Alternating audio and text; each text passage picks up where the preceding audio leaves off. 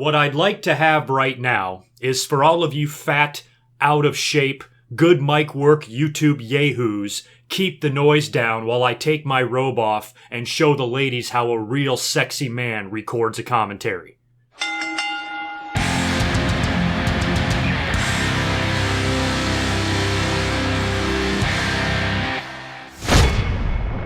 What is up? GoodMicWork back at you. Welcome to episode 416. Got another big one for you this week. Of course, we're going to review this past week's Raw and SmackDown, the March 6th and 7th edition, along with a whole lot of WrestleMania speculation and discussion and ideas and opinions, as well as what the potential card is now starting to look like now that we are officially on the road to WrestleMania. Since Fastlane is now in the books, we can start really piecing this thing together, and we're getting a pretty good idea for what Mania is going to look like. So we'll discuss all of that here tonight. I'll even be getting into some other random wrestling news here at the end of the video as well, so stay tuned for that. As always, please like this video if you enjoy what you hear. Subscribe to my channel. I also have a second channel, sub that too. Follow me on Twitter at GoodMicWork. I am extremely active on Twitter. You can find all of my updated opinions on everything on Twitter in between commentaries. Also like my Facebook page, and I have a website, of course, GoodMicWorkCommentaries.com. You can watch this YouTube video or download the podcast version of this episode. If you want to find me on iTunes or Stitcher Radio,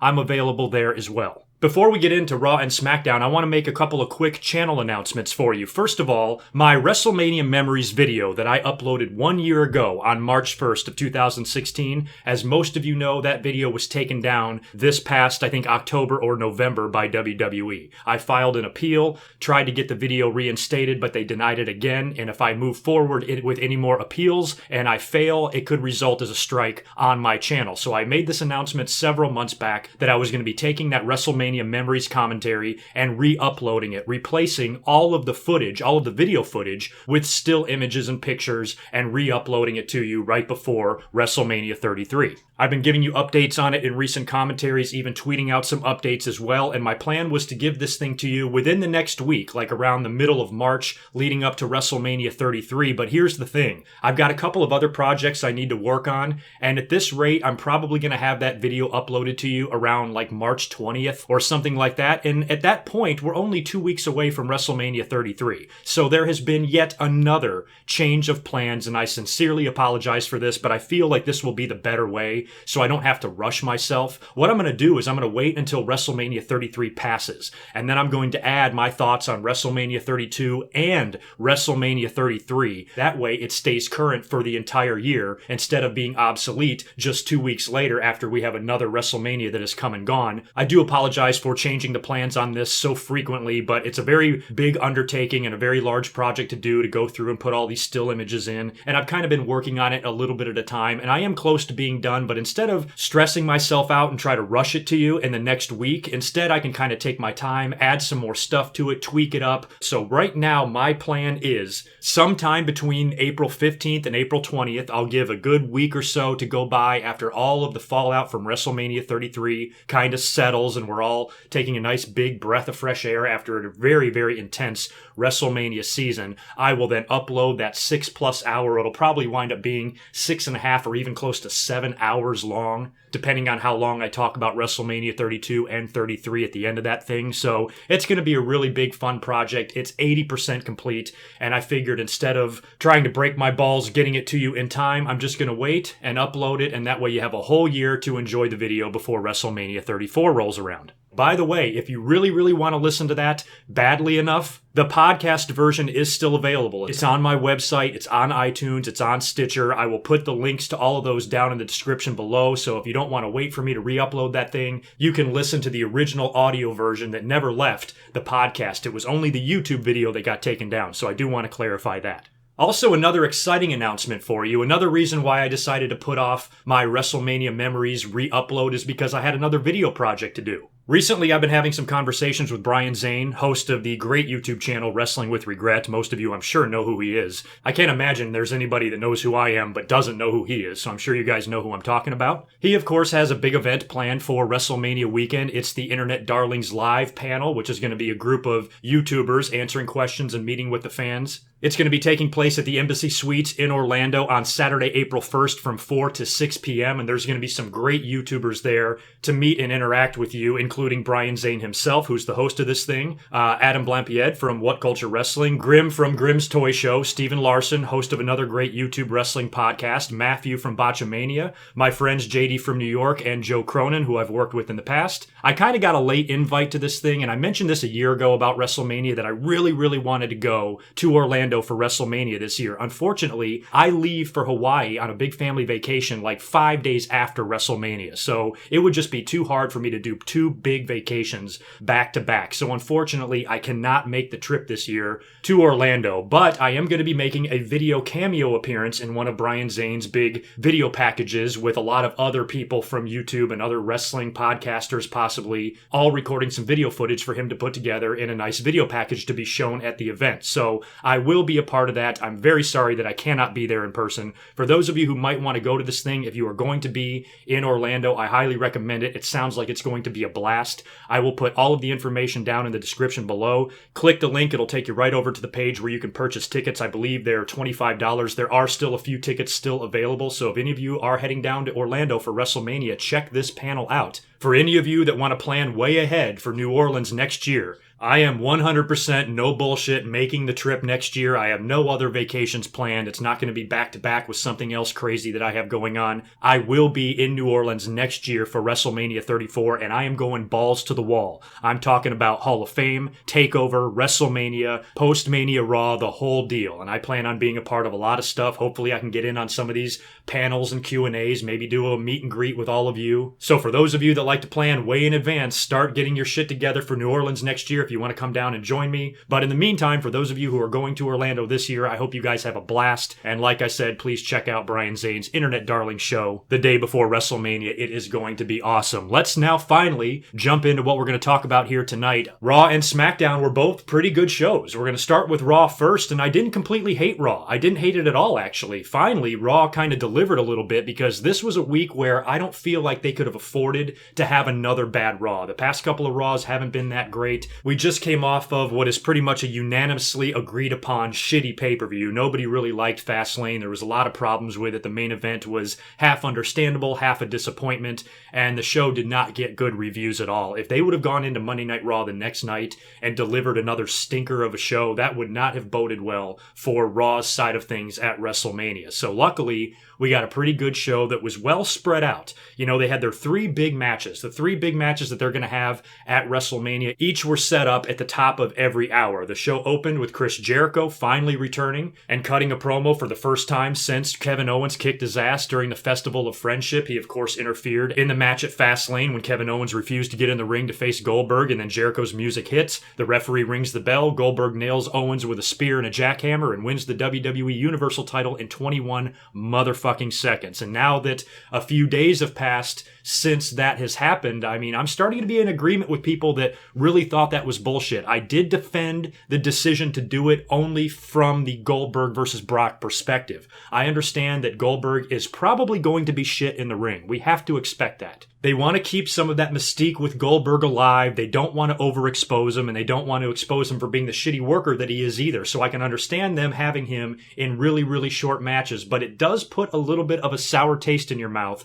that the WWE Universal Champion has wrestled a grand total of 1 minute and 47 seconds. That's kind of fucked up. And if you add his time in the Royal Rumble to those two main event matches he's had, I still don't even think it totals 5 minutes. So that's kind of crazy right there when you think about it, that the world champion is a guy that really can't work at all. So I was pretty much right down the middle as far as my opinion goes in my Fastlane review. You know, I understood why they did what they did, but I can also understand why this really annoys the fans, because we all love and respect Kevin Owens, and nobody likes to see him go down like that. I was of the belief that it's not that big a deal. Chris Jericho did interfere. It's not like Goldberg squashed him completely clean. Kevin Owens has the argument that he was just trying to execute the plan that he had planned to all along by fucking with Goldberg's mind, stalling a little bit, and instead Instead, Chris Jericho came out there, fucked the whole thing up, distracted Kevin Owens. He got caught with the same two moves that Brock Lesnar did, and he got pinned just like Brock Lesnar did. So, to me, it's something that Kevin Owens can easily bounce back from. He's going to go on to feud with Chris Jericho, probably win the United States title, and once Goldberg or Brock's run is done after the summer, he can pick things back up in a world title feud pretty much at any time. He could even be involved in a faction with Triple H and Samoa Joe. So it's not like Kevin Owens is being demoted down to the bottom of the card. That's not what's happening at all. He's going to stay right up on top of the card, just like Roman Reigns is. I mean, Roman Reigns hasn't been champion in a long time. Once he got nailed with that wellness policy violation, they took the belt right off of him, but he's still in the mix. It's not like he went down and got bumped down to work in house show matches with the Shining Stars or anything like that. He's still a big star. All these guys are going to get their chance to hold that belt again. Kevin Owens had a relatively long run, longer than AJ Styles had. He dropped the belt to a big-time icon that a lot of people up until now were happy to see back. I'm not so sure that they are anymore. But really, at the end of the day, I don't think that there's any shame in that. But I do understand the fans' anger. I really, truly do. And we'll talk a little bit more about that when I get into Goldberg's segment here in a little bit. But getting back to Jericho, he comes out to the ring and, keeps it pretty simple. Much different demeanor now. He had a much more quieter tone. He resembled 2008 Chris Jericho when he was a heel. Only this time, Jericho's back to being a babyface. And he doesn't screw around too much. He basically just says that Kevin Owens kicked his ass. He trusted him. He loved his time with him. And he loved being his best friend. And he just wants to know why. Why Kevin Owens did what he did, calls out Kevin Owens and demands an explanation right there and then. Kevin Owens agrees, his music hits, he comes out to the stage, and basically says, Jericho, are you stupid? You mean to tell me that you didn't see this coming? Did you see what I did to Sami Zayn? I was best friends with him a lot longer than I was best friends with you. What I needed was somebody that was stupid and gullible. And you were the perfect candidate for that. I needed to use you so you could watch my back, help me retain my title, and be there for me. And I knew I could dispose of you whenever I wanted because basically you're a piece of shit. And our relationship and our friendship ended the day that you accepted my match with Goldberg on my behalf. At that point, you were no longer an ally. You were a nuisance. And you're the whole reason why I lost the WWE Universal title to begin with. And he said basically word for word what I said he would say in my last commentary. He said, Jericho, you took my belt away from me. I'm going to take that belt away from you. Jericho challenged Kevin Owens at WrestleMania to settle their differences, and Owens said, fine, I'll be happy to take you on, but you got to put that United States title on the line. Jericho, without hesitation, agrees immediately, and there you go. That match is set for WrestleMania. It was pretty much exactly as predicted. I had a feeling that Jericho and Owens would set up their match on Raw, and Owens would want to take Jericho's belt because Jericho took his. Makes a lot of sense, and it also keeps Kevin Owens away from the world title because, he gets a rematch. He's the former champion. He gets an automatic rematch whenever he wants, but Goldberg is your champion, so it's not like he can have that match on Raw. Goldberg doesn't wrestle on Raw. Goldberg doesn't fucking wrestle at all. And this is different than the CM Punk situation. I mentioned that too. When he worked with The Rock was more capable of having a long match, and he was even able to have a rematch because The Rock beat CM Punk at the Royal Rumble, and then they worked the February pay-per-view so Punk could get his rematch in. They're not going to be able to do that with Kevin Owens. They have to move him on to something else immediately. So with all this hate he has for Chris Jericho, that's going to keep him busy while Goldberg and Brock do their thing, and Brock potentially has a title run that lasts maybe until SummerSlam, and Kevin Owens can get back in the mix at a later date. And plus, he's going to be United States champion most likely after WrestleMania as well. The promo went on pretty long, too, before they finally started brawling. I was thinking to myself when they were talking to each other, I'm like, Jesus, isn't there some bad blood here? Don't these guys want to kill each other? Finally, Kevin Owens runs down to the ring. They start brawling. Samoa Joe then hits the ring and starts attacking Jericho, and it's 2-on-1. Sami Zayn comes out to make the save, and Kevin Owens is going to have the first match on the show against Sami Zayn, and it was essentially a squash. I mean, they went to commercial, they came back. Owens is in the ring with Sami Zayn, just beating the piss out of him. Sami Zayn had a little bit of offense, but not really. At the end of the day, you saw a very, very angry and frustrated and pissed off Kevin Owens make pretty quick work of Sami Zayn. How many times have they wrestled since their final battle last year? I gotta say at least 12, 15, somewhere in that neighborhood. Jesus. But, I like what they did there. Sami Zayn is a very credible opponent, and Kevin Owens made quick work of him. So he's right back to his winning ways, and I have no doubt that he'll probably beat Chris Jericho at WrestleMania. If not WrestleMania, Jericho will win, kind of like he did last year against AJ Styles, and it kind of surprised us, and maybe Owens will take the belt off of Jericho at the next pay-per-view after WrestleMania. That's an option too. But one way or the other, Owens is going to have that U.S. belt around his rather large waist in the near future. future. Speaking of Samoa Joe and Chris Jericho, why don't we skip ahead to their match? They also had a one-on-one match. It was a count-out, I believe, or it was a DQ. I think it was a count-out. Joe, I think, just beat the hell out of Jericho and left him laying on the outside of the ring and got back in the ring before the 10 count. And what was interesting about this is Joe tried to continue the attack after the match was over. He got Jericho in the ring, looked like he was going to completely murder him, and Jericho fought back and nailed Joe with a code breaker, and Joe kind of retreated. So Jericho looked pretty strong in that encounter with Samoa Joe because, you know, Joe's a guy that I think could go into prison and beat anybody in there. So the fact that 45-year-old Chris Jericho was able to fight off Samoa Joe the way he did kind of surprised me a little. Let's move to the top of the second hour now. We'll talk about the three big angles first, and then I'll backtrack and fill in some of the middle parts because there was some really good shit in between all these big segments as well. But Goldberg came out for his big victory promo, and I had a feeling that he might hear some boos tonight. As a matter of fact, on Twitter, I said before this segment even happened, I said Goldberg needs to get F5 tonight. If Brock Lesnar is in the building, this has to be the week where Brock finally hurts Goldberg. This motherfucker's got to take a bump. He's the champion now. Let's test him out, give him an F5, and make sure he doesn't break his fucking hip. And you can kind of tell that the fans are starting to turn just a little bit. I mean, granted, this show was in Chicago.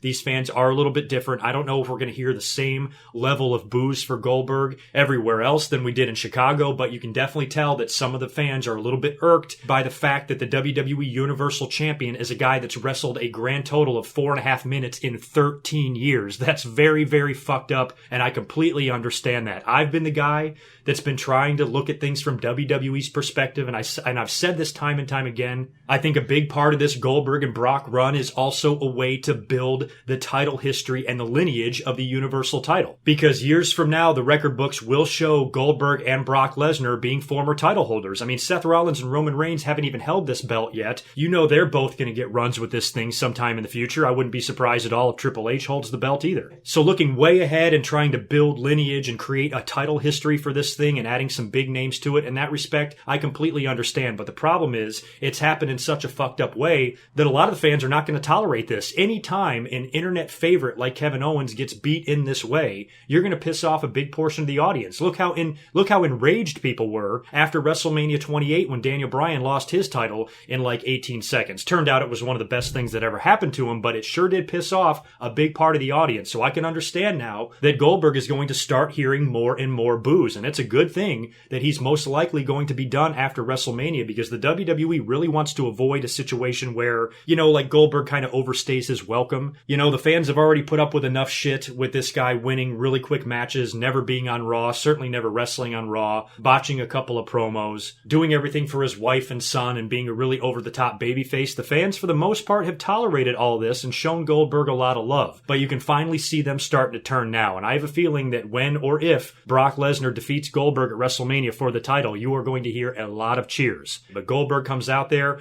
cuts his promo, they start chanting CM Punk hard. And I'll talk more about the CM Punk chants here in just a little bit, but Goldberg kind of rolls with it, still cuts a pretty good promo, gets all of his words out, and that's when we see Paul Heyman come to the stage, and I'm like, thank God, hopefully Brock is there at Chicago. They should put him there. Paul Heyman just comes out and introduces Goldberg to his WrestleMania opponent, Brock Lesnar, who then hits the ring. The music plays. He gets in the ring, a big stare down first. That was pretty cool to see. I think Heyman kind of distracts Goldberg for a quick second. He turns his head or turns his back. Brock Lesnar takes advantage of that opportunity, snatches Goldberg right up in F5 position and nails him. And did you see how Goldberg was like hanging onto the belt? I found that kind of humorous. I think Brock had him all the way up on his shoulders already before Goldberg finally dropped the belt. And then he nailed him with the F5, left Goldberg laying. Goldberg finally takes a bump. It was exactly what they needed to do in front of that crowd and finally see Brock get a little bit of revenge. Brock has been waiting forever to get one over on Goldberg. Hopefully these guys will be booked for nearly every Raw. I mean, you got the world title on the line here. These guys shouldn't be taking any time off. Maybe 1 week, maybe a via satellite interview between the two of them or something like that.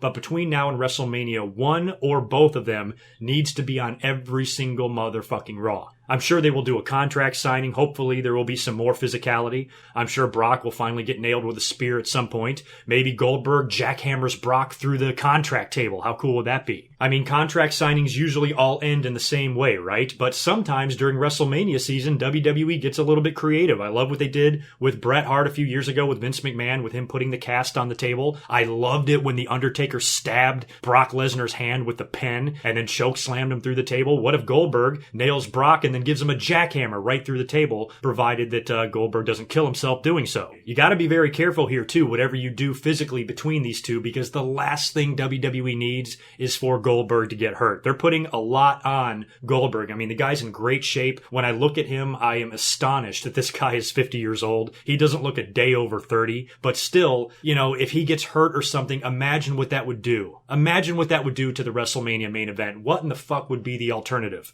What would they do if Goldberg went down right now with an injury? I guess they'd have to put the belt back on Kevin Owens, and him and Jericho would have to have a title for title match. And fuck, I don't know what the hell Brock would do. Maybe Brock would be involved in that. I have no idea. So Goldberg and WWE can ill afford an injury here. They have to be very careful in the next 5 weeks leading up to WrestleMania to make sure everybody stays healthy and is good to go, because that would just be catastrophic, and it's not something that the WWE needs. So basically, at the end of the day, it does look like Goldberg is on borrowed time here. He is the champion. I expect Brock to beat him at WrestleMania. You have to wonder if Goldberg is going to invoke his rematch clause. I mean, maybe he sticks around. Maybe Goldberg is still here come SummerSlam. Maybe he has a title match or a rematch with Brock or something like that. Depending on how their WrestleMania match goes, that could be a very big possibility. WWE might just be hanging back and seeing what happens. If these guys perform well and Goldberg actually puts on a good match and the crowd is into it, they might want to do it again. I mean, don't forget they did Brock and Taker like 3 or 4 times. So Goldberg and Brock having another one is not totally out of the question. But you have to wonder, with Goldberg being a former world champion, is he just going to leave WWE and go into the Hall of Fame next year, or does he get a rematch? Moving on to the final hour now, the main event segment was a very predictable one. Braun Strowman had announced that he wants to finish what he started with Roman Reigns at Fastlane. And I had said in my Fastlane review that I think Braun Strowman should get a rematch on Monday Night Raw, and he should beat Roman Reigns on Raw with Undertaker's interference. And it looked like that's what was going to happen, except this thing was never a match. It was just a call-out situation, and you knew not much was going to happen because Roman Reigns and Braun Strowman, didn't even get out to the ring until like the top of the hour. I mean, it was like 11 o'clock Eastern time on the dot by the time Strowman even got out there. So you knew that they weren't going to have much time to do a big brawl and have the Undertaker interfere or anything like that. And plus, this wasn't even a match. So Braun Strowman gets out to the ring and he's waiting for Roman Reigns, and that's when the Undertaker's music hits. A little bit baffling because Strowman's the one in the ring, not Roman. And I'm thinking to myself, is Taker coming out there to challenge Braun Strowman at WrestleMania? But he makes his big long entrance, gets in the ring, and Braun Strowman actually retreats and gets out of the ring, gets out of Undertaker's way completely. That kind of surprised me. I thought Braun Strowman would attack the Undertaker or something like that. I was surprised that Undertaker even came out there when Braun Strowman was there. I thought that maybe Roman and Braun would have the brawl, Roman would fight him off and be in the ring all by himself, and that's when Taker would come out. But they had him come out and just run off Braun Strowman, and before Taker even cuts a promo, Roman Reigns then comes down to the ring, gets on the mic, and says, "Hey, Strowman didn't call you out, he called me out, and like it or not, this is my yard now." I've mentioned that whole my yard stuff a lot ever since the Royal Rumble when Roman Reigns dumped out the Undertaker and said, "This is my yard, this is my yard." I think this is a perfect opportunity for there to be a torch passing here. And if the Undertaker loses to Roman Reigns at WrestleMania the next night on Raw, he can say, "You know what? This is your yard now. I am bequeathing this yard to you. Please defend it well and do me proud and do the wrestling business proud and don't let us down." I think that would be a really kind of cool way. I mean, I know a lot of people have their opinions on Roman Reigns, but forget about the Roman Reigns opinions for a second. The fact that they are giving this opportunity to a guy that's going to be on the roster for the next 10 years, having him be the guy to defeat the Undertaker and potentially even retire him and take over as the dog that runs the yard, I think is a pretty good way to actually get some mileage out of an Undertaker loss at WrestleMania, because when they did it at WrestleMania 30, it was very head scratching. At least this way, it's like, okay, that's kind of what the fans always wanted, is for the Undertaker to lose to a younger guy. Unfortunately, they just don't like this particular younger guy or newer star. They'd much rather have it be, like an internet favorite. But you can't have everything. It's going to be Roman Reigns. And the Undertaker has got to wrap it up. I mean, I'm done. I'm so done with him. I love the Undertaker. He's one of my favorite wrestlers of all time. But it is becoming more and more painful with each passing year to watch this guy in the ring. He can barely walk. He can barely move. He struggles to wrestle. It looks like he's in constant pain. He is not the same man he used to be, and that's not his fault. He's just old. So this has got to be it for him. I can't imagine him him coming back and him having a match next year. I mean, I suppose he still could, but I would think that if you're ever going to end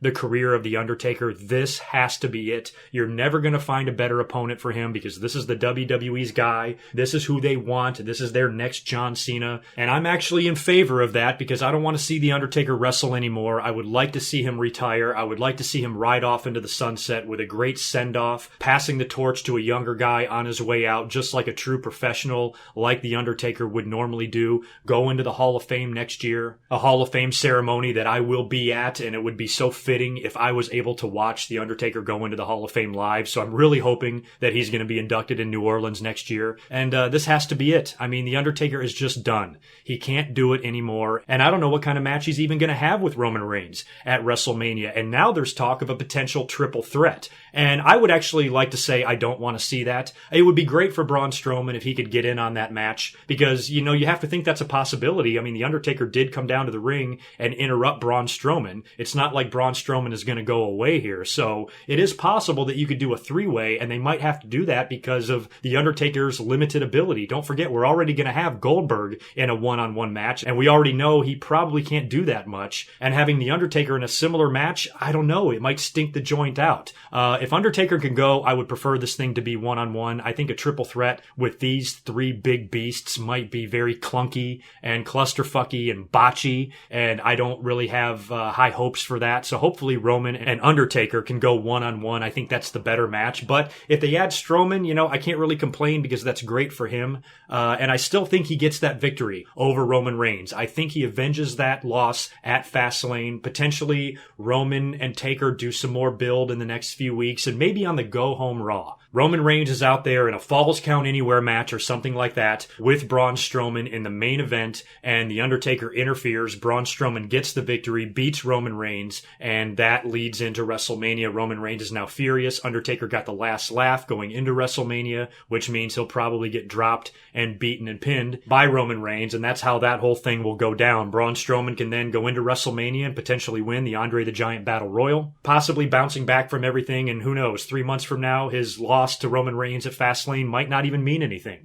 I mean, hell, if Roman Reigns is going to defeat The Undertaker and retire him at WrestleMania, there's certainly no shame in losing to a guy like that. So hopefully, the clean loss that Strowman suffered at Fastlane to Roman Reigns will not hurt him too badly in the long run, but it's definitely hurt him, I think, in the short run. Now, I mentioned the CM Punk chants earlier on, and I kind of ranted on the CM Punk chants a little bit in episode 414, I believe, because the fans at that Raw in Green Bay were so quiet and so dead and so shitty, and then they chanted CM Punk at the worst possible time when Seth Rollins, a guy that's working so hard, that all the fans love, is trying his hardest to get this angle over, this big match for WrestleMania, and the fans were being so disrespectful, and for the rest of the show they were either quiet or uninterested or just gave no reaction to anything at all, but yet they chanted CM Punk during one of the angles that they should be the most interested in. That really rubbed me the wrong way. But I also said that in Chicago, it's a completely different story. That's Punk's hometown. Those fans are never going to stop chanting that. I can almost tolerate it more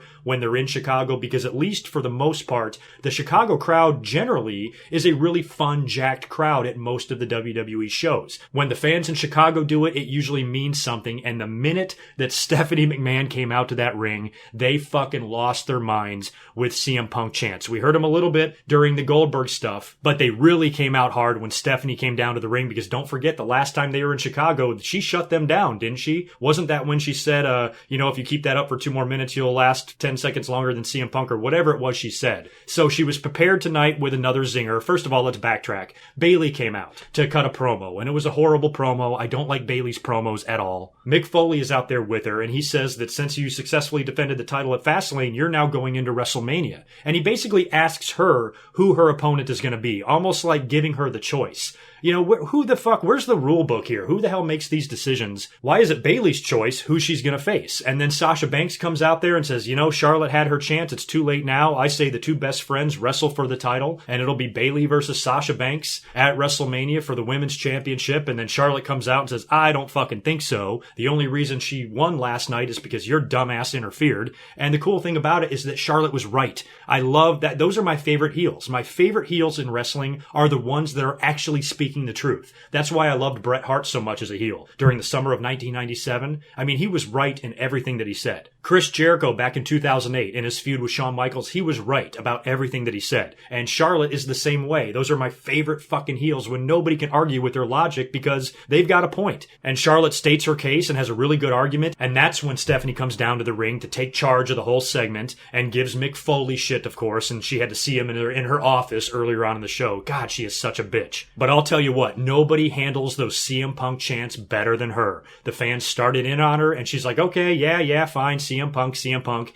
He's just like every one of you. He's a loser. And I immediately saw fans giving her shit on Twitter like, oh, that's really original, Stephanie. All you did was call the fans losers. I don't care how unoriginal that was. It was still 100 times more original than chanting CM Punk to begin with. I mean, those fans are so predictable. A lot of people said, oh, well, Stephanie had time to come up with those one-liners. Of course she did. She is only reacting to the predictability of the wrestling audience. She knows that those fans are going to go out there and do the same fucking thing that they do on every show, and she's going to be ready for it. So the fact that the fans actually criticized Stephanie for responding to the CM Punk chants, oh, she had time to think about it. Well, the fans had time to think about chanting that shit, and they've been doing it for years now. 3+ years after CM Punk has left the WWE, the fans are still chanting this shit. It's Chicago, you get a pass, it's fine, you're generally a fun crowd. You usually don't chant CM Punk to hijack the show unless it's a really bad segment or a really bad situation or a wrestler is on TV that has a ton of heat like Stephanie. They're just chanting it in her face to give her shit. I can tolerate it more even though it still kind of pisses me off a little bit. I kind of get why the fans are doing it, but don't sit there and criticize Stephanie for being able to roll with it. I mean, she doesn't look affected by these chants at all. She goes right on with what she is doing. She completely blocks them out and ignores them and knows that the fans just have no stamina. They only lasted for about another 10 seconds. I mean, they were loud, don't get me wrong. Deafening CM Punk chants. I mean, the roof was blowing off with CM Punk chants, but eventually the fans run out of gas. And they stopped chanting it, allowing Stephanie to keep talking, and then they chanted it again. It started back up again, but again, didn't last very long. You know, so for me, I kind of laugh. Even though I'm no Stephanie fan, and she's a fucking bitch, and she pisses me off, and she ruins the show, a lot of times, she is the best. I've never seen anybody deal with those CM Punk chants better than Stephanie McMahon. She does not care. It seems like she almost welcomes them. She's like, yeah, bring it on. After she was done dressing down the fans, she did the same thing to Mick Foley and says, Mick, get your shit together. You're not the boss around here. I am. And she decides that Charlotte is the one that's going to get the match because Charlotte has a good point and Charlotte should have never lost the title or lost the title rematch to begin with. So Charlotte is in the match at WrestleMania against Bayley. But Sasha will have to earn her opportunity. If Mick wants to have Sasha in there, Sasha has to win a match first. She puts her in a match with Bayley. And if Sasha wins, then she gets added to the match and it becomes a triple threat. And Sasha won. Bayley did tap out. There was a lot of interference from Charlotte. She was on commentary and then she kind of got involved a little bit. So a lot of things kind of went down to lead to that finish. But, you know, we did see another champion beat, which is how WWE always does things. If you want to insert somebody into a match or give them a title shot, they got to beat the champ, right? It's how it always happens. So Bayley tapped out and that match is now set. Bayley defending the women's title against Charlotte and Sasha in a triple threat match. That match should be pretty good. I'm looking forward to seeing it at WrestleMania. That's what it should have been. I guess that's why they had Nia Jax lose at Fastlane. Maybe they didn't want her in the title match at WrestleMania. Maybe they thought a 4-way would be too much and a 3-way would be better. And I kind of agree. And how great was that Cruiserweight segment on Raw, too? Jesus, that was awesome. This is probably the most interested I've been in the Cruiserweight division since the whole thing started. We had a Cruiserweight title match. Neville defending the belt again one day after he defended it at Fastlane, goes up against Rich Swann on Raw, and has an amazing match with him. Neville continues to roll and continues to look like a badass and beats Rich Swann in really impressive fashion. And the best part was after the match. Now, we've been seeing Austin Aries lately on commentary introducing his package every week, which is fucking hilarious. So we know he's going to be coming back. He's almost healed from that injury, and he will be in the Cruiserweight division. So he goes into the ring to interview Neville after the match, and of course the Chicago crowd is going nuts, chanting Austin Aries even louder than they were chanting CM Punk. And it's like the fans could smell it, and you were wondering, is this it? Is Austin Aries going to attack Neville here? And Neville, of course, talks about how there's no competition in the Cruiserweight division. He's defeated everybody, and Austin Aries is like, okay, just to reiterate, you don't think there's anybody on this roster at all that can compete with you. You've beaten everybody. Is that what you're saying? The fans are going out of their mind, and Neville kind of sees what Austin Aries is talking about. He takes off his glasses. He starts taking off his shirt. Next thing you know, Austin Aries kicks the hell out of Neville, and that sets up your next big cruiserweight title feud, I'm guessing. And that's awesome because Austin Aries is great. The fans love him. The fans are all about Neville right now, as am I. And when you look at the cruiserweight division so far since it started last year, we had the TJ and Kendrick feud, and then Rich Swann and Kendrick, I believe, and nothing that they have done so far, even though the wrestling has been very good, nothing has really gotten me interested that much until Jack Gallagher came around and started challenging Neville, and they had that great match at Fastlane. Now with Austin Aries in the mix here, and him coming back in that big way in Chicago on Raw, probably the loudest cruiserweight segment or pop that we have seen so far. I mean, correct me if I'm wrong, but the fans were really into that segment and really into Austin Aries, and I think that pairing with him and Neville is going to be really fun to watch. So far, I haven't seen anything better than what we saw on Monday night. Not sure what they're going to do at WrestleMania. This is a situation where WWE would probably like to get as many cruiserweights involved in the show as possible. So I was always thinking that Neville would have to defend the title in some crazy-ass match. You know, the Intercontinental title ladder match that they've been doing the past couple of years. I thought they might do that with the cruiserweight title because that would get everybody involved. But if it turns out to be one-on-one Neville versus Aries, hey, I ain't complaining. I guess they could also do a triple threat or something like that, and I didn't really see all of 205 live, but I do know that Austin Aries did make an appearance on that show. He cut a promo, ended up having a match with Tony Nese, I believe, an open challenge or whatever, so he is officially back.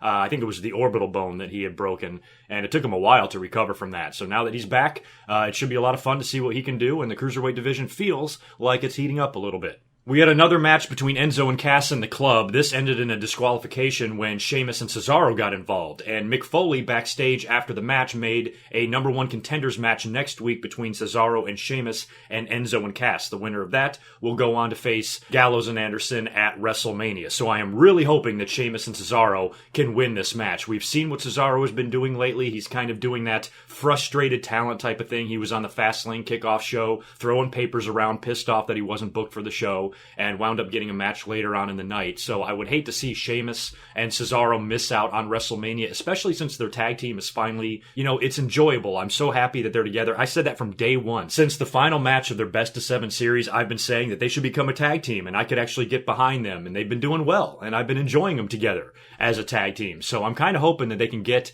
that victory next week and go on to WrestleMania. Otherwise, we're going to have yet another multi-man match involving a whole bunch of teams for the Raw tag team titles. And we're going to see too many of these multi-man matches at WrestleMania, it feels like as it is. So hopefully, Sheamus and Cesaro can defeat Big Cass and that little goofball and go on to Mania to face the Club. Triple H was also on Raw. He did a promo via satellite or via backstage from his office and just kind of put over this Seth Rollins situation. There was no Seth on Raw this week. He's still rehabbing. They did a nice big video package, almost like a part 2 of that first documentary we got on Seth during his first knee injury, and showed his road to recovery and what he's been dealing with injury-wise. And Triple H said a lot of the same things that he did the week before, that if Seth Rollins shows up at WrestleMania, it will be the last thing he ever does in a WWE ring. And it's starting to look like this is going to be a call-out situation. I mentioned that a couple of commentaries ago, that maybe this would not even be a match. Maybe it would just be a brawl or something like that. They might not be able to do a whole lot with Seth, so maybe if they put him in a brawl situation,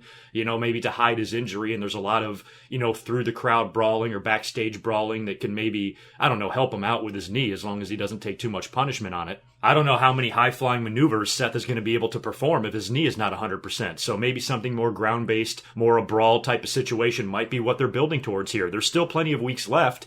Seth is going to be on Raw probably next week or the week after, and they'll further the storyline some more, and maybe there will finally be a challenge and a match accepted and the contract signing. And a lot of people have been saying, if Seth is not 100%, maybe Triple H makes him sign something on TV, absolving WWE of any liabilities, because Triple H even mentioned in that satellite promo, when they showed the footage of Seth rehabbing, Triple H is like, wow, WWE sure does provide its talent with the most state-of-the-art facilities and rehab centers and supplies them with the best doctors in the world. And I thought that was pretty cool. So maybe Triple H signs something that says, if I kill you, the WWE is not going to pay for your ass to get better. So it might wind up being a match in the end, but right now, they're kind of making it look like it's just going to be a call-out situation. I don't have anything else really of that much significance written down for Raw. I know Akira Tozawa beat someone, I can't even remember who, and he called out Kendrick at the end of that. They continued their shit on 205 Live, I believe, as well. The New Day was back out there with their ice cream thing. I haven't even really been paying too much attention to what this ice cream shit is about,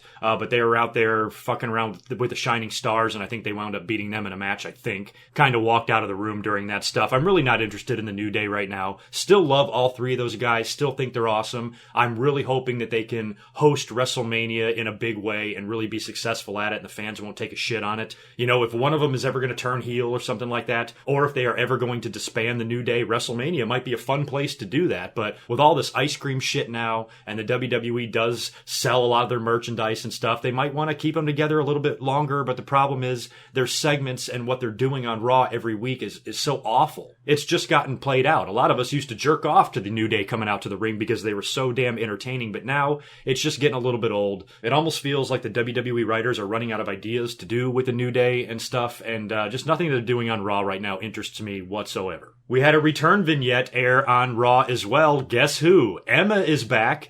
So we are beginning to see the transformation now of Emmalina back into Emma. And it's nice because it looks like they're putting her back in her old gimmick, the way she looked, I think, before she got injured, kind of with the sunglasses and the darker look and the leather or whatever the fuck that look was. I liked it, and a lot of people liked Emma. And the biggest problem we all had with this Emmalina bullshit is that why do you even feel the need to change Emma? There was nothing wrong with Emma. And you would think that when you flip somebody, or, you know, completely like that, change their persona to such a drastic degree that that person wasn't working out, that they're not over, that the fans aren't interested, that they don't give a shit. So you got to do something else with that talent to get the fans to care about them. But that was not the case with Emma. She was fine. The fans love her. So I have no idea what goes into the WWE's decision making sometimes. It's not like Emma was Isaac Yankem and they were turning her into Kane. She was somebody that was already over, already beloved, already respected, and was already a good worker. So I'm actually glad that the whole thing, you know, blew up in their face. They got exactly what they deserved. Emma didn't even seem like she wanted to do it. Luckily, it looks like she is not going to be getting in any trouble for this, which is great because they are giving her old gimmick back, which is something that they should have never changed to begin with. So it should be interesting to see how long this takes for Emma to debut. I think they should go the opposite with it. Instead of taking so many weeks, week after week after week after week, they should debut her next fucking week on Raw. One fucking promo, 1 week, she's back on TV. The complete opposite of what they did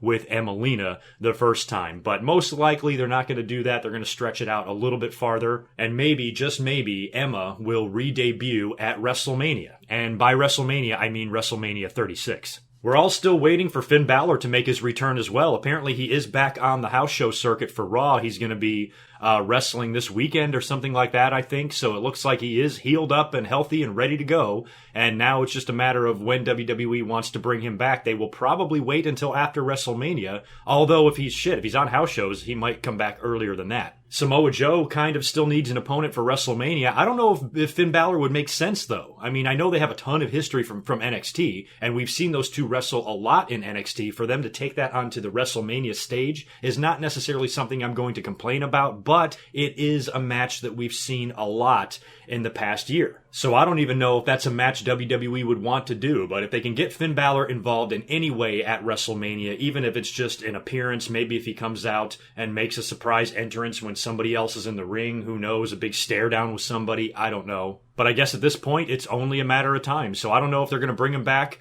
you know, next week or in a couple of weeks, or maybe on the Go Home Raw, or maybe on the Post-Mania Raw, or maybe on WrestleMania itself. But one way or the other, Finn Balor is really close to being back. And boy, I'm glad, because that was heartbreaking when he went down last summer. The other big announcement of the day, this took place before Raw on the internet, but they talked about it on Raw as well. The latest inductee for this year's Hall of Fame class was announced, and it was, in fact, Ravishing Rick Rude, who I think was like the first guy rumored to be in the Hall of Fame. So I was getting nervous that when we heard about Ravishing Rick Rude way back in early January, we went week after week with new Hall of Fame announcements and no Rick Rude. So I was like, shit, I hope they do it. And here he is. He is officially going in now. Extremely overdue. Motherfucking extremely overdue. I absolutely love Rick Rude. I have the greatest memories of him growing up watching wrestling. He was one of those heels that was just fun to watch. He was perfect for the Bobby Heenan family in the WWE, and he was such a good wrestler, and he had such a good look, and he was a great promo. He was the same way in WCW, former world champion over there, had amazing feuds in both companies, worked with the Ultimate Warrior early on in the WWE when he won the Intercontinental title, had a series of matches with him, and, arguably some of the best matches Warrior's ever had, because Warrior didn't know what the fuck he was doing in there, and Rick sold his balls off for Warrior. For a guy that was as big as Rick, man, he could bump around, and he was very smooth in the ring at times. I would actually really like to see a Rick Rude versus Randy Orton match. I think that would be great. When it comes to the Hall of Fame, I usually accept it for what it is,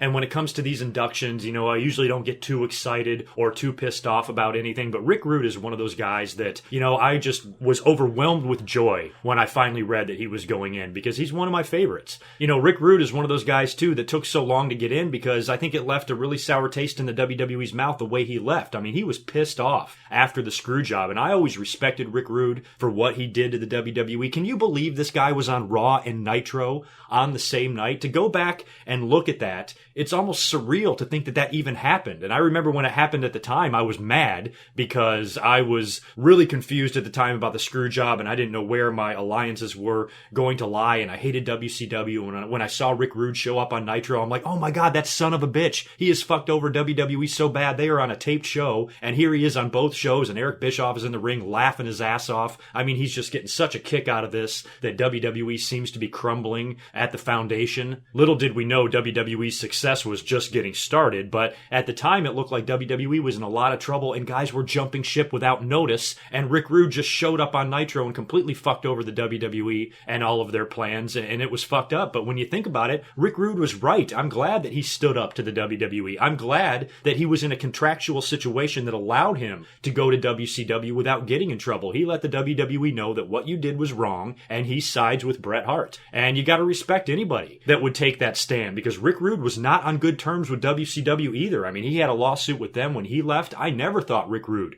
would go back to WCW, but I think he was so disgusted with what Vince McMahon did that he was like, fuck you guys, I'm out of here. That was probably one of the biggest nights in the Monday Night Wars, was that night that Rude did that, because it was just crazy. It was just absolutely unfathomable to see him on both shows like that. Still nuts. 20 years ago that took place. I think it was, November, late November of 1997. So yeah, it's coming up on the 20-year anniversary of that. Fucking crazy. But anyway, long overdue Hall of Fame induction for Rick Rude. Glad to see him finally in there. Apparently Ricky the Dragon Steamboat is going to be the person inducting him. I had tweeted something out when I heard about Rude that I thought it should be Paul Heyman or Jake the Snake Roberts, somebody with history with the guy but can also cut a promo and really do his career justice. And I thought there was nobody better than Paul Heyman to put him in the Hall of Fame. But apparently it's going to be Ricky Steamboat. I can live with Ricky Steamboat. He was awesome. He really didn't have any big feuds with Rick in WWE. I know they worked a couple of times, but still, he's a guy from that era who can speak well and will probably do a really nice job inducting Rick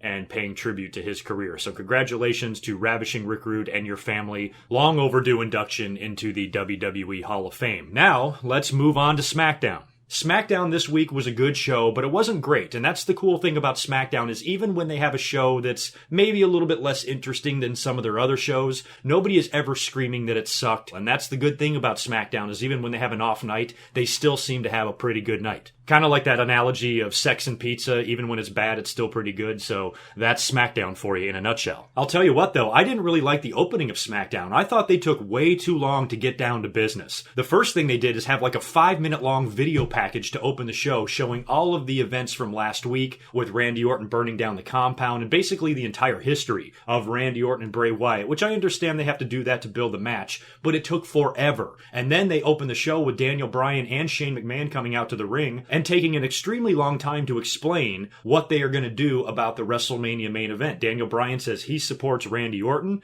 because Orton won the Royal Rumble and it's tradition that the winner goes on to WrestleMania. Shane McMahon supports AJ Styles. He says AJ should get the match because we put him through hell in the Battle Royal. Then he had to beat Luke Harper, and Randy Orton gave up his spot, so he's not allowed to just take it back. So I think AJ should get the match. So the two of them agree that there will be a one-on-one match between Randy Orton and AJ Styles, first time ever. The winner of that will go on to WrestleMania to face Bray Wyatt. That will be the main event. All of that is fine. It just seems like that opening segment went on for like 10 or 15 minutes, and I think they could have shaved a lot of time off of that, probably even cut it in half. Now, the main event was great. I'll give Randy Orton and AJ Styles that. It was a match I was really looking forward to seeing. And I said months ago when we were talking about some sort of potential AJ Styles and Randy Orton match, and I was like, the finish of that should be a phenomenal forearm countered into an RKO. I think that would be great. And what I loved about AJ Styles, it's why he's so fucking awesome. The finish of the match was great. First of all, AJ and Orton go through like a 20-minute match, which was very solid. And then the finish saw AJ jump up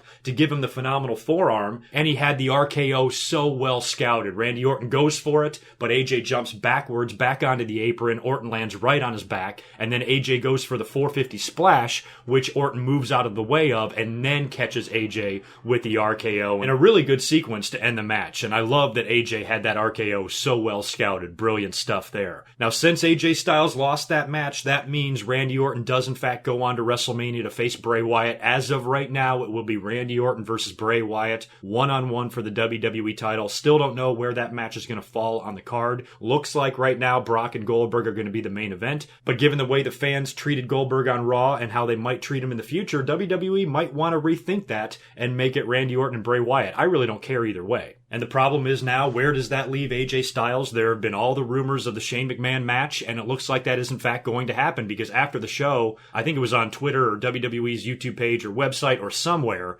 they showed AJ Styles coming back through the aisleway through Gorilla, and Shane McMahon is sitting back there, and AJ's screaming at him, "This is what you call opportunity, how dare you?" And basically blaming Shane McMahon for him losing, when Shane McMahon is kind of the one that was supporting AJ to begin with. Road Dogg and Michael Hayes got involved, had to separate the two. So it definitely looks like that match is going to happen now after the way AJ was talking to Shane McMahon. And I guess next week on SmackDown, they will further that. Maybe AJ will attack Shane McMahon. And then the week after that, we will get the official challenge. And let me ask you this. Does anybody know Shane McMahon's contract situation? I have no idea. He came back 1 year ago, remember? So maybe Shane is going to leave. Maybe AJ Styles is the guy they used to get Shane off of TV. I mean, I could be completely wrong, but if Shane was only coming back for maybe a year to help out or be part of a storyline or something like that, maybe AJ is so mad at Shane McMahon and says, "You are abusing your power and you're putting people in matches that they have no business being in. I should have already been going to WrestleMania to face Bray Wyatt. You made me face Randy Orton. I lost. You fucked me out of my chance to main event WrestleMania. I don't think you're a very good commissioner. So how about this? If I beat you, you are out of the WWE as commissioner." I don't know if that will go for Daniel Bryan as well, but maybe just Shane McMahon. So maybe if Shane loses, he leaves or something like that. I know GoodMicWork loves these loser leave town situations, but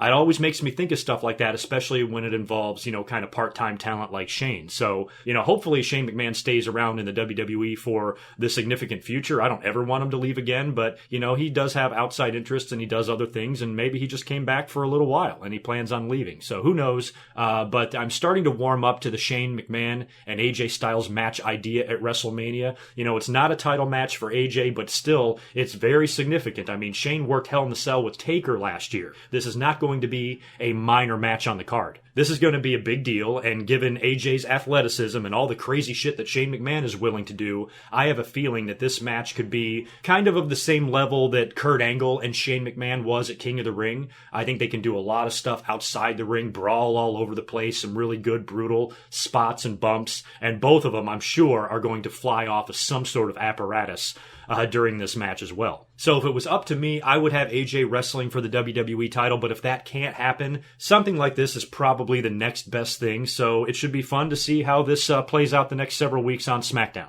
We got John Cena and Nikki Bella taking on Carmella and James Ellsworth. This was a match that was set up last week on SmackDown, and it was pretty good. It did not take Cena and Nikki long at all to dispose of these two dumbasses. I think the match even ended in a double tap-out. They both put them in the STF, and Ellsworth and Carmella are in there tapping like little bitches. The Miz and Maurice are on the outside of the ring during all of this, and when Cena and Nikki are celebrating, Miz and Maurice pull them both out by the legs and beat the hell out of them. Maurice pulls Nikki out and throws her into the ring post, and Miz pulls Cena Cena out and throws him into the ring steps, and then they get in the ring and Miz cuts another dynamite promo. I mean, shit, you gotta give Miz a run with the world title just based on his fucking promo skills alone. Jesus, this guy is unbelievable. And he cut another great promo in the ring, talking about the fake relationship of John Cena and Nikki Bella and how they're just a couple of attention-starved assholes. And then he continued to rant on Talking Smack, saying how John Cena stole Dolph Ziggler's girlfriend because Ziggler and Nikki used to be together back in the day and stuff. So what Miz is saying is pretty awesome because just like the situation on Raw with Charlotte, he is right in a lot of what he's saying. A lot of his critiques and insults that he throws at Cena holds a lot of water, and those are the best fucking heels when you want to kill somebody, when you're so mad about everything that they're saying, but there's nothing you can do about it because they're right.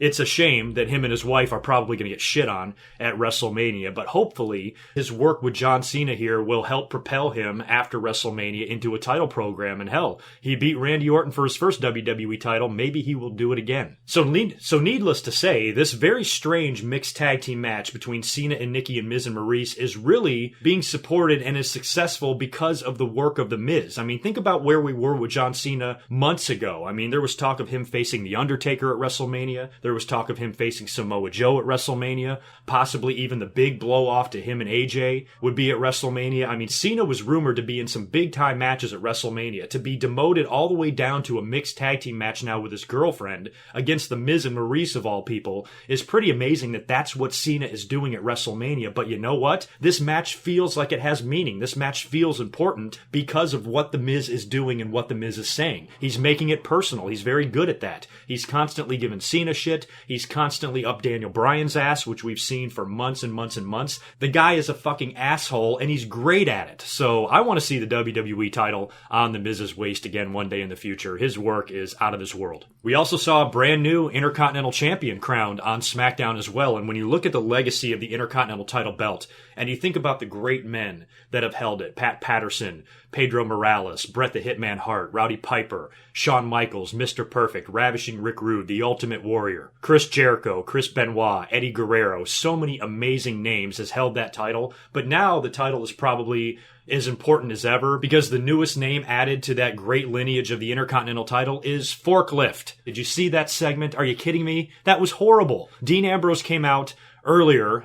Kurt Hawkins had called him out to the ring because he got his ass kicked by Ambrose last week. Wants Ambrose again. Mauro Ranallo called him Chad Hawkins, I think, which was kind of funny, channeling his inner Mike Adamle. Ambrose comes down to the ring, I think clotheslines Hawkins once, and that's all it takes. And then he cuts a promo on Corbin, calling him out, I think. And then Corbin comes up on the screen and says, I told you that I don't come out there when you call me out. If you want me, you got to come find me. Dean Ambrose runs to the back to try to find Baron Corbin.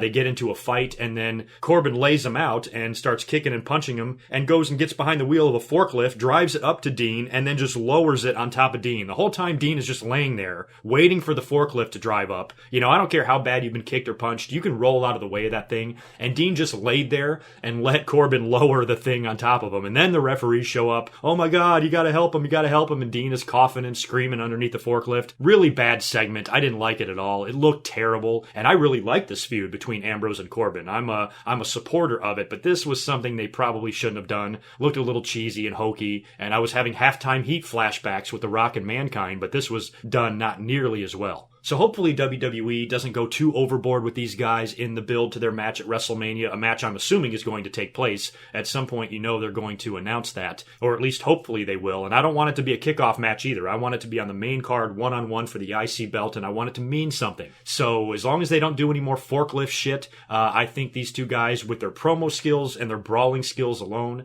can get this feud and get this angle over, and they don't need to add fucking forklifts to it. So this was one part of SmackDown that I did not enjoy at all. It was fucking stupid. Kind of a lackluster women's segment too, and match. Alexa Bliss came out to cut a promo, and I guess we were going to find out who her WrestleMania opponent was going to be. Everybody showed up there. Natalya came out, Becky Lynch came out, Mickie James came out. They all start talking a little bit, and Alexa Bliss talks about how great she is, and there's no women on the roster that can touch her and all this. And that brings out Daniel Bryan, who announces that Alexa Bliss, since she says nobody can beat her, why doesn't she go ahead and defend the women's title at WrestleMania against every available woman on the SmackDown roster? So I don't know what that means. I don't know if it's going to be a scramble match or I don't know, six-pack challenge or a fucking battle royal or a ladder match. I don't know what the hell they're going to do, but apparently Alexa's got to defend her title against everybody, and this could be a really good spot to bring somebody else in. I mean, if they bring up a girl from NXT during this match, it could be a nice surprise at WrestleMania, you know, an Asuka or something like that. She can come in and bash Alexa Bliss's face in and take the title.